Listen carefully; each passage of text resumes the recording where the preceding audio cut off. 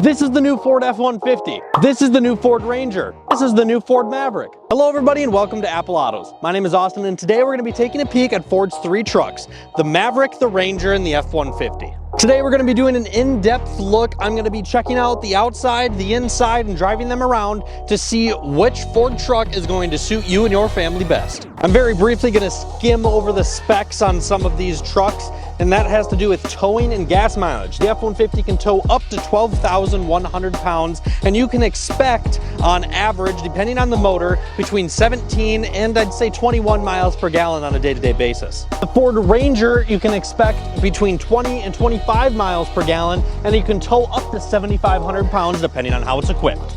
The Ford Maverick, depending on how it's equipped, you can expect anywhere from 25 to 40 miles per gallon, and it can tow up to 4,000 pounds. Now, when we actually talk about design of these three trucks, what's kind of interesting to me as we move along all three of these is all of them are kind of, in a way, a carbon copy of one another, just on a different scale. All of them have very similar designed tailgates and beds. All of them have very similar designed boxes and body lines. However, they're just a smaller scale of one another as you go down the line.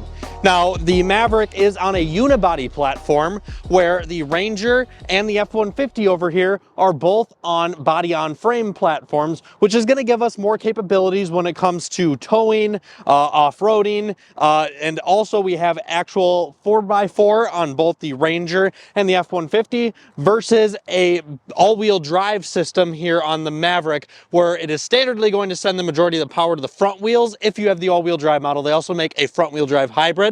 But on the all-wheel drive model, it is standardly going to send the majority of the power to the front wheels and to the back when it needs it to keep the gas mileage up where it should be, unless you have the Ford Maverick Tremor, which is going to give you an all-wheel drive lock function where it will send 50-50 power split to the front and back. But when we talk about off-roading and overall capabilities, the Ford Ranger and the F-150's body-on-frame platform is going to be more capable than the Maverick. However, do you really need a big body-on-frame truck to drive around town and use the bed every now and then and tow jet skis and stuff?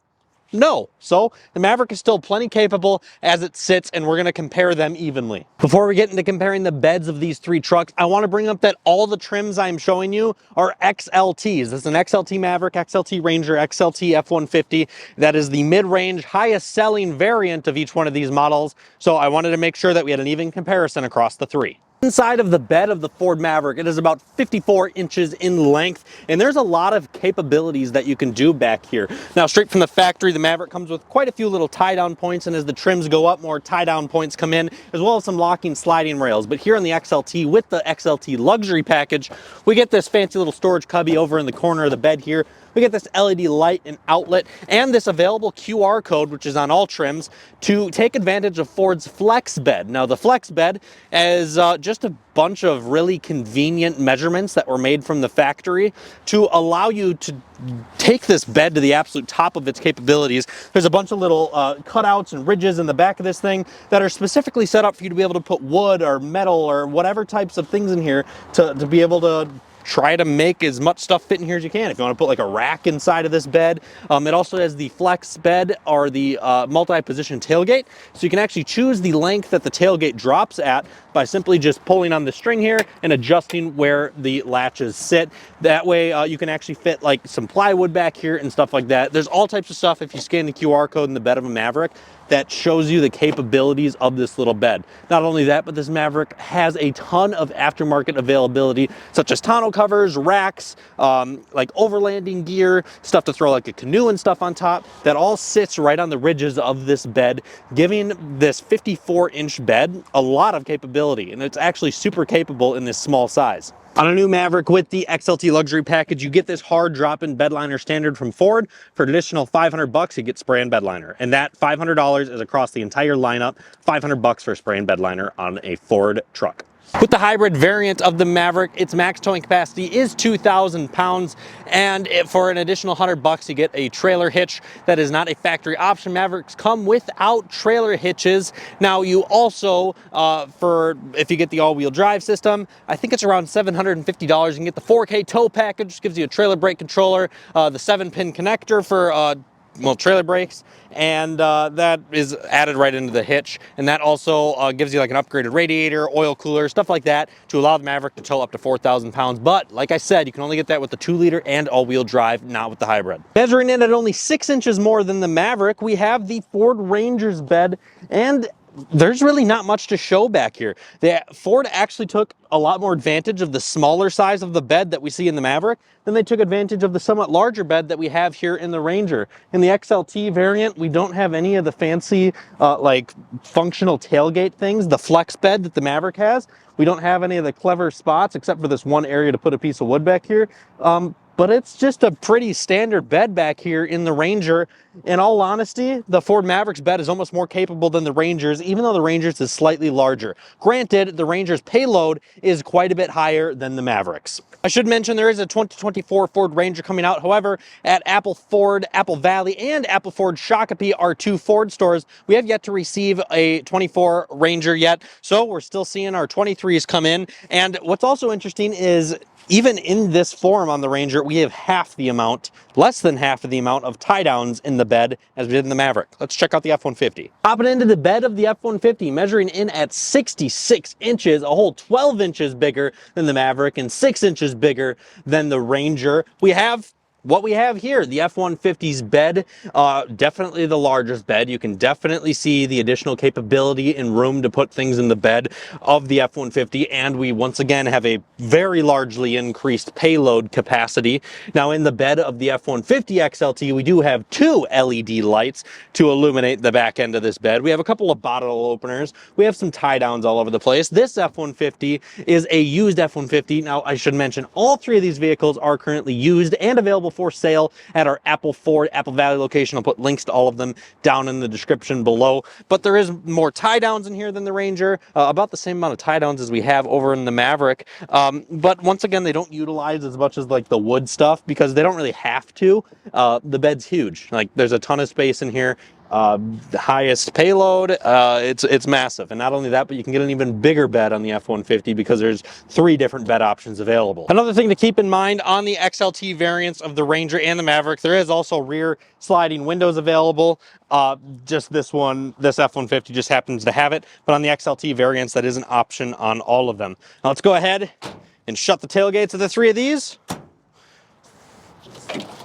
The Ranger's tailgate is by far the lightest out of the 2 of these. The Maverick's second, F-150's is third. Just something I thought I might as well bring up while I'm back here. I should also mention on the XLT trims, both the F-150 and the Ranger have backup sensors, but on the Maverick, we don't get that until we get to the Lariat. And both the F-150 and Ranger have LED taillights, LED like this line around the taillights. On the XLT variants, where in the Maverick, you don't get that until the Lariat. Actually, I lied. You can get it on the Maverick, but you have to get the black appearance package to get it. You cannot get it unless you don't get the black appearance package.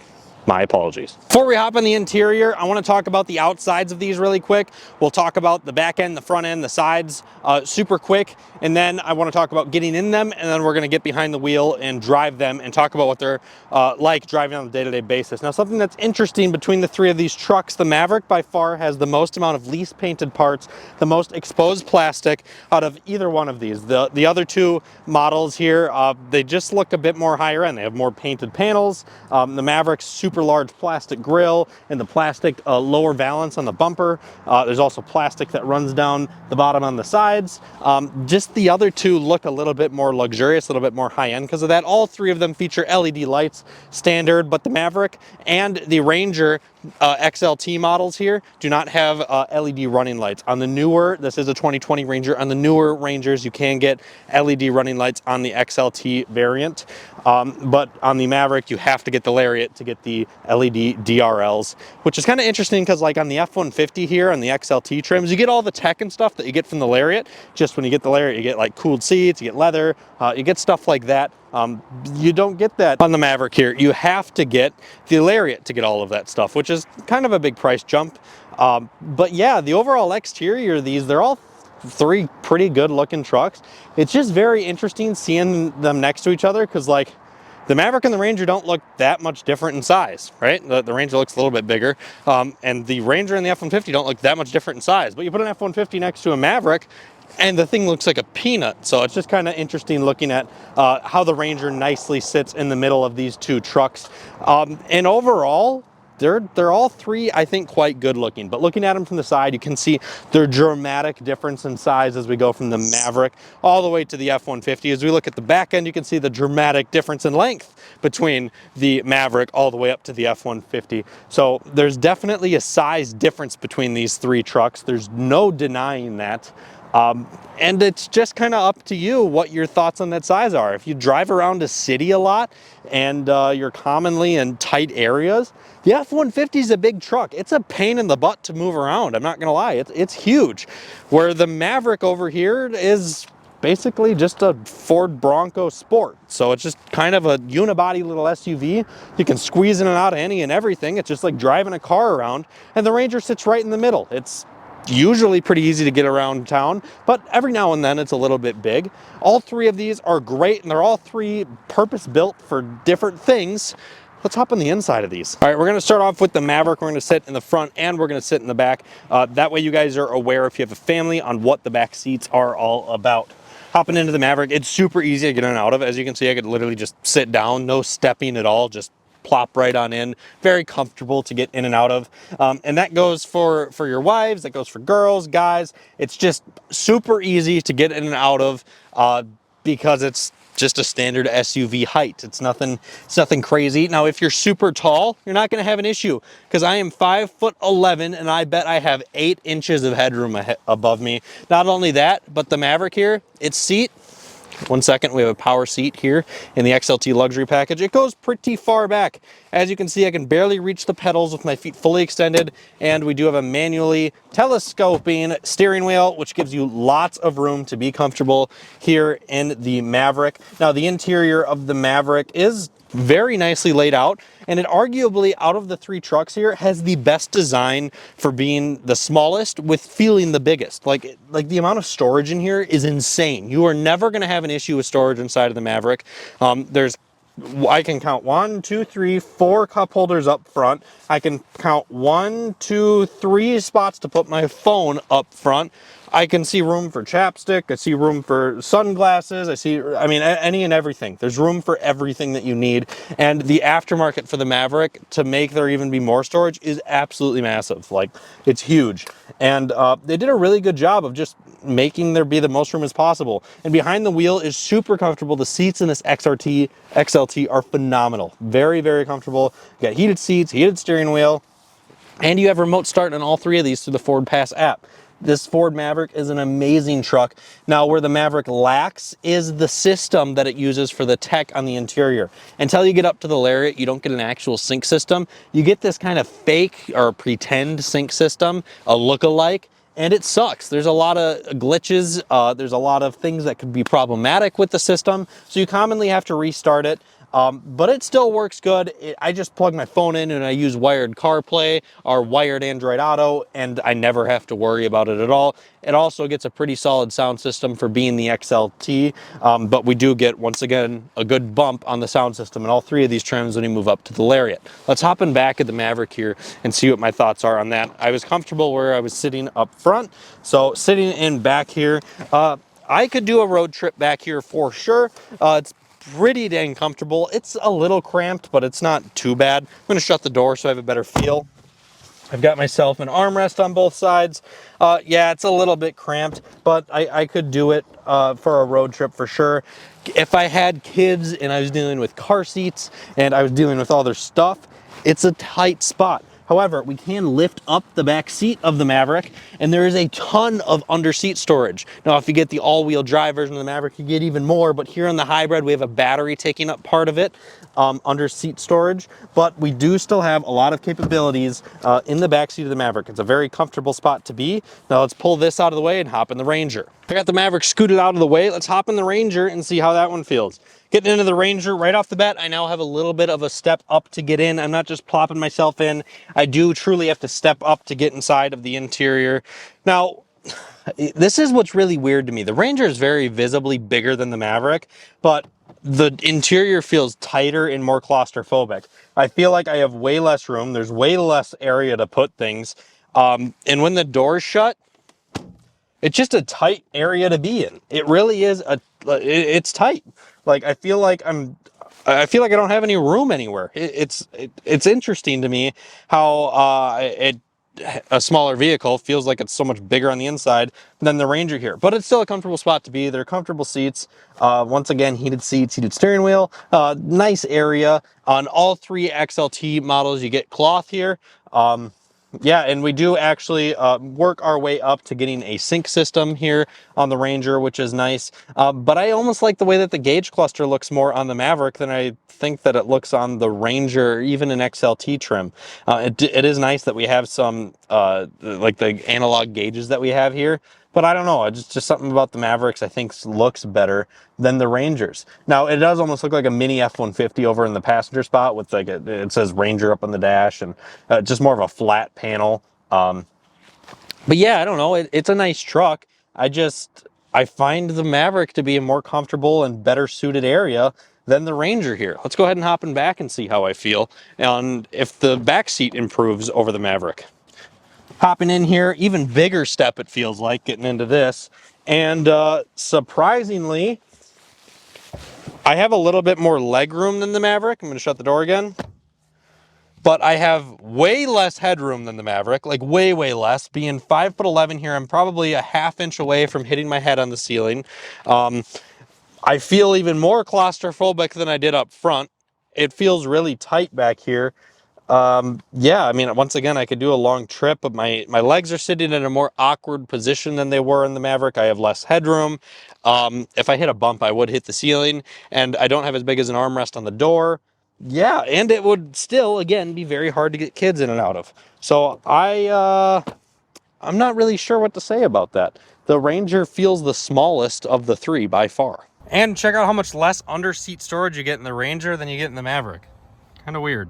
Moving our way onto the biggest of the group, hopping inside of the F-150, the full-size truck. And right off of the bat, there is a step to get in, but it's even easier to get in than the Ranger because this particular F-150 already has running boards installed on it. The Ranger would have been easier to get in if it had running boards, of course.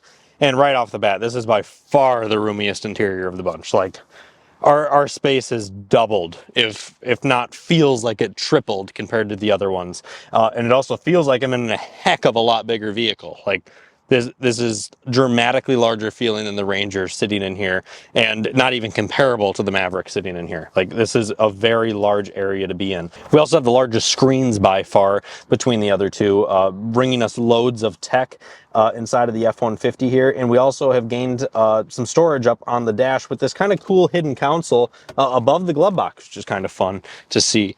Yeah, I don't even know what to say. Like it feels huge. There's more room than you will ever need. You can spread out and be as comfortable as you can be.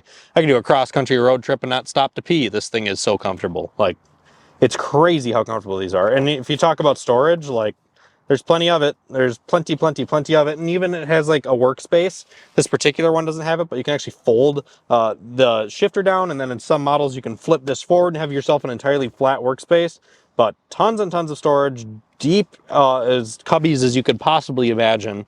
And there's more than you could ever ask for. It is super comfortable in the front seat of the F-150. Headroom isn't even an option or a question. Like I've got a foot above me, and I can move the seat back as far as I could possibly need to. I could be 7'3" and fit in this thing just fine. Let's hop into the back, make myself comfortable here just to see. I was already comfortable in the Ranger, by the way. I didn't show myself doing that. All right. So I'm comfortable on the front seat of the F-150. Hopping in back. This is ridiculous, guys. This is absolutely insane. I can lounge, and I mean lounge, in the back of this thing. Let me shut the door here quick. Now, one thing that is interesting, however, yeah, this is ridiculous, the amount of room. Well, one thing that's interesting, however, we don't have a centerpiece that folds down to rest my arm on, or some cup holders back here. We have the cup holders that are on the back of the center console, which is nice, but I got to reach up to grab my cup and I don't have any center armrest, so that kind of sucks. But it's super comfortable back here. If you have kids or a family or people in the back seat commonly, the F-150 is the one to get. Zero questions asked. This one will haul your family easily. It'll haul all of their gear for sporting events. pretty much you could probably fit it all in the interior even. Like, the amount of space on the inside of the F-150 compared to the other two is absolutely not comparable in the absolute slightest. It is the biggest by far on the inside, no questions asked. Let's start driving these. Let's start off by driving the F-150. We're gonna go through from biggest to smallest. We're gonna drive the F-150, drive the Ranger, then drive the Maverick. We're gonna drive them on the road briefly. We're gonna go try to park them, and we're gonna see what it's like just briefly driving around town on my thoughts between the three. I apologize for the video quality. I'm going to have to shoot this part on my handheld device because I can't really hold the camera while I'm driving by myself. I don't have anybody else to help me shoot, so I'm just shooting this by myself. Let's set off in the F-150 and see what we think. Like I brought up before, the most tech that there is here in the F-150. Have ourselves just a nice shifter, standard shifter there in the F-150. On the Maverick, it gets a little bit weird. We'll show you when we get to that there, but let's go ahead and set off. Let's start off this video with the parking ramp test. Probably the most cramped area you're going to be driving your vehicle in is a parking ramp. So this one is kind of a widespread parking ramp, a little bit wider than most, but we're just gonna go ahead and park the F-150 in here and see how it feels. So here's an open spot right there. Let's just go ahead and back it in super quick, just so you guys can get a feel of what it is like. Throw it in reverse, have ourselves an amazing 360-degree camera with a backup camera, which makes it very capable, easy to use. Just kind of line ourselves up with that using the mirrors here and just back it right on in. Now the F-150, if you're not amazing at driving, to say the least, or you don't commonly drive a bigger vehicle, the F-150 might be kind of hard to park. It is a super big truck. There's no doubt about the fact that this is not a full-size vehicle, and fitting in some of these tight areas might be kind of challenging for you. Even being the car nut that I am and constantly behind the wheel of all types of different makes and models of different vehicles, full-size trucks can be annoying to drive around. They're just plain old big.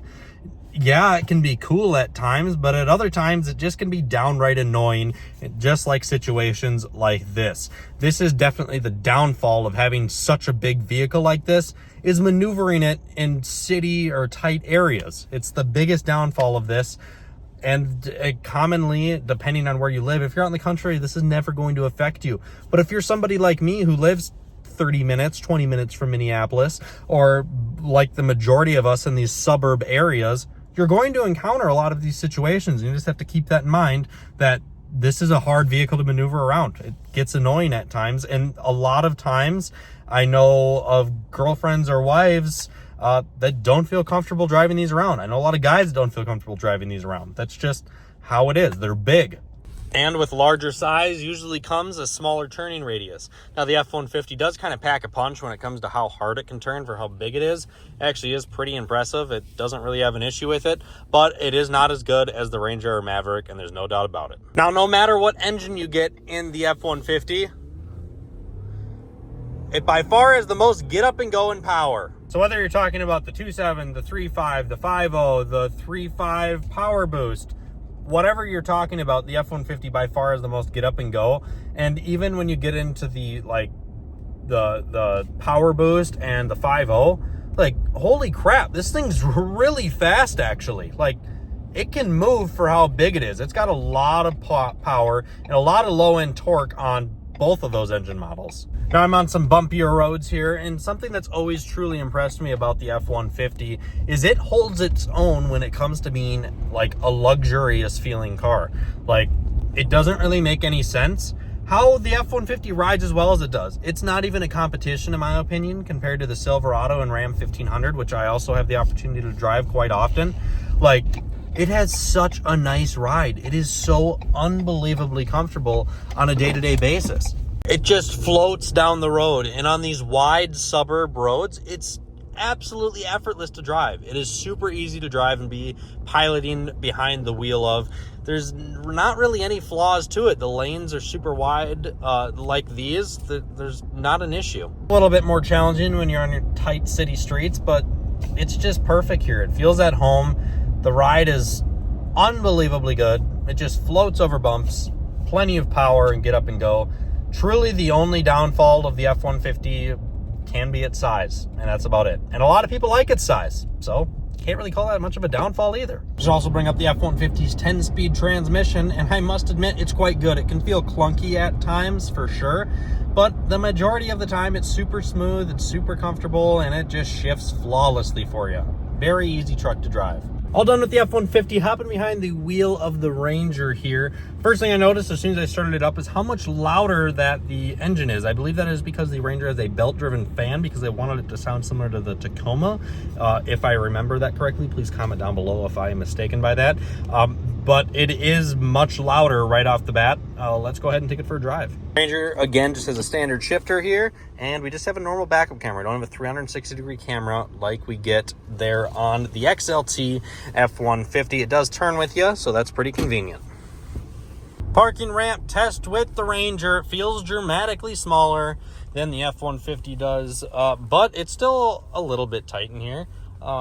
It's super easy to maneuver around. Parking would not be an issue at all. I could pull in just about anywhere and feel completely confident. Just for the heck of it, let's just go ahead and park it right here quick. There's this little Cherokee, and just got to straighten it out. Tons of turning radius here on the Ranger. There is more turning radius than there is on the F-150. Due to its smaller size, can easily maneuver it around a parking ramp just like so. Very, very easy to maneuver. Don't need a 360 cam. They are nice, but you don't really need it when it's this easy to just pull around and drive around. The visibility is a bit easier. Yeah, it's pretty easy to drive around the parking ramp. No issues in the Ranger at all. All right, let's see what the Ranger has for oomph here. Let's go ahead and put it down.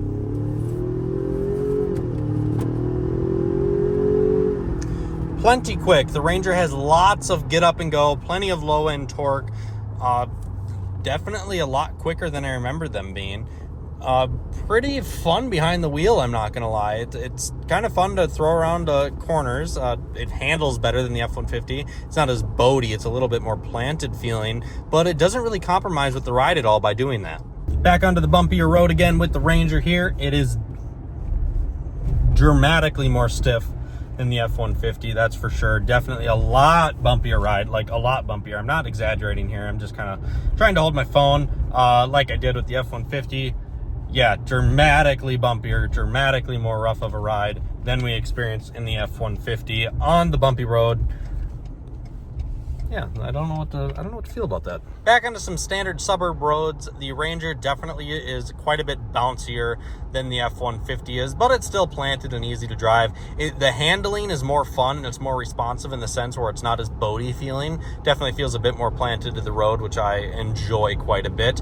And it also has a lot of get up and go, which I really like as well. It also has a good tone to it. It sounds kind of good. Just standardly driving it around, however, super easy to drive.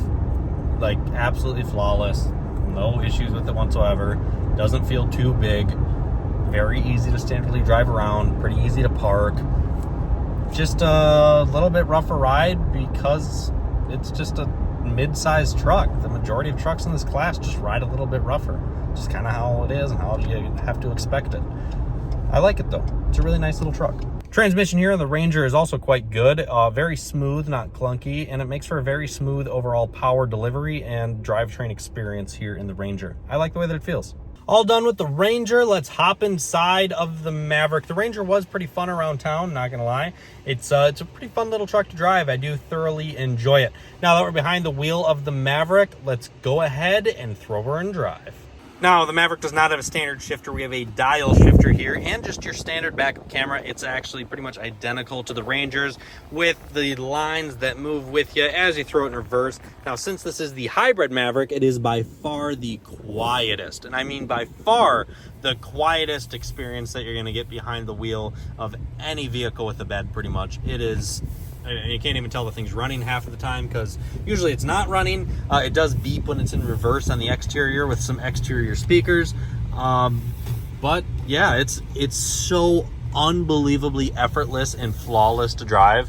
I'm going to throw it into the parking ramp here so we can get that experience. But it is super, super effortless to drive. With the CVT, it is extremely smooth. Now, we do still have the option to get the 2-liter EcoBoost here on the Maverick, and it does get a bit noisier. And we have a lot more get up and go with the 2-liter EcoBoost, bringing the power numbers up to 250 horse, and I believe like 270 to 280 pound-feet of torque. So it becomes a pretty capable little truck once you do throw that in here. Now, parking the Maverick is, I mean, effortless. Absolutely effortless. Turning radius is massive. Yep, don't even need to back up. I am fully in my lanes, and I am pretty much perfectly straight. Super easy to park the Maverick. Super easy to throw the Maverick around and drive it anywhere. It is just an extension of an SUV. I mean, it's an SUV with a bed on it. That is about as easy as I can say it. But being an SUV with a bed on it means that it's not a body on frame, meaning that we have just your standard SUV suspension, meaning that we just have your standard McPherson struts up front, some shocks and springs in back, and it rides pretty good. Now, the all-wheel drive does ride a bit nicer than the front-wheel drive hybrid. That's just because of a minorly different suspension tweak in the rear. But it's by far the easiest to put into corners quickly. It's by far the easiest to drive fast of the three of them when it comes to going around corners. When it comes to speeding, the F-150 is the easiest to speed in because of the power. Not only because of the power, but because of the size, it makes it easier to speed, and it feels like you're not speeding. Kind of weird how that works, but it does, trust me. I don't know, the Maverick's just super comfortable to drive, super easy to drive. Anyone's going to be able to get in and drive this thing. It's about as easy as it gets. The blind spots, everything about it, super easy to drive and super easy to be behind the wheel of. Pulling the Maverick onto the bumpy road here, it just kind of effortlessly goes over them. Not as smooth as the F-150, but not as rough as the Ranger. Flip my camera around as I go over the really bumpy parts here so you can see how much I'm bumping. Not nearly as much as the Ranger, that's for sure. Much smoother ride. Still not as good as the F-150, but it's a pretty solid ride here in the Maverick. It's super comfortable, and it's effortless. Just effortless to drive. Let's see what the hybrid has for power.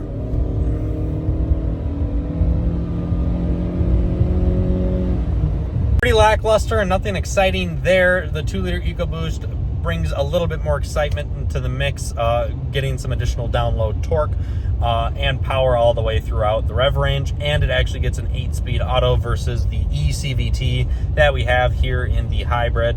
But it's still not as quick as the Ranger or the F-150. Those are much, much quicker, but it's definitely the easiest to drive of the bunch by far, and it's, I mean, the best way to describe it, it's a midsize SUV. All right, let's go ahead and wrap this video up. Now that we've had some behind the wheel time in all three of these trucks, we got to thoroughly compare them side by side, got to experience them inside and out.